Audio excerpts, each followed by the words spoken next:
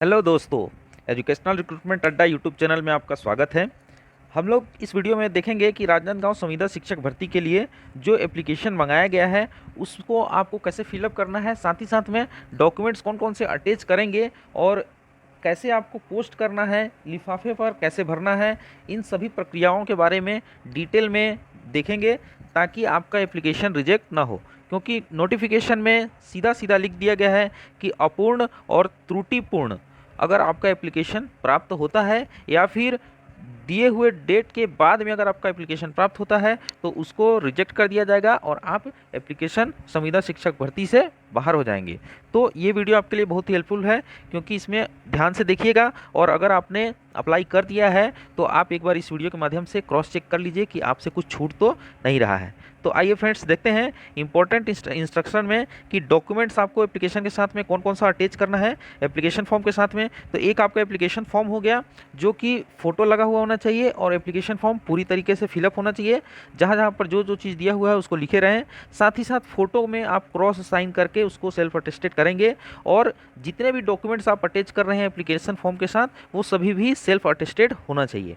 Documents में देखेंगे तो एक एजुकेशन क्वालिफिकेशन का सर्टिफिकेट हो गया जो कि पोस्ट वाइज आपका graduation, post graduation, 8th 10th 12th DCA या फिर पीजीडीसीए सभी टाइप का एजुकेशनल क्वालिफिकेशन हो सकता है।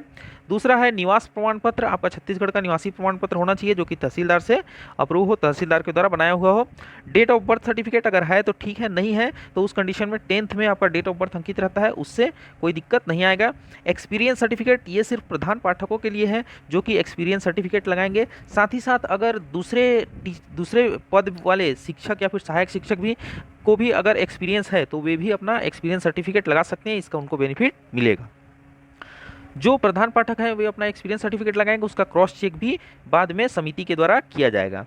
अगला है रोजगार कार्यालय में पंजीयन। रोजगार कार्यालय में जीवित पंजीयन होना कंपलसरी है और बहुत ही आवश्यक है। अगर आपका रोजगार कार्यालय का पंजीयन का डेट खत्म हो गया है तो आप तुरंत जाकर रोजगार कार्यालय में पंजीयन कराएं और उसके बाद फॉर्म फिलअप करें, क्योंकि अगर जीवित पंजीयन नहीं होगा तो आपका फॉर्म रिजेक्ट हो जाएगा।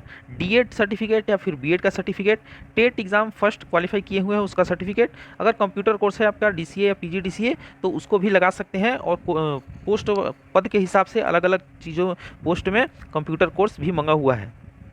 आइए देखते हैं चयन प्रक्रिया और इससे संबंधित मुख्य बातें। तो ये एप्लीकेशन जो है छत्तीसगढ़ का मूल निवासी होना एप्लीकेंट्स को जरूरी है।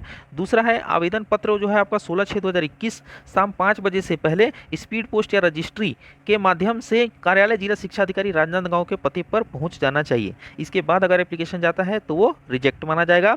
आवेदन को लिफाफे के ऊपर कैसा आपका लिखना है और किस प्रकार का भरना है उसका मैं लास्ट में आपको लिख के बता दिया हूँ, वहाँ से आप देख सकते हैं।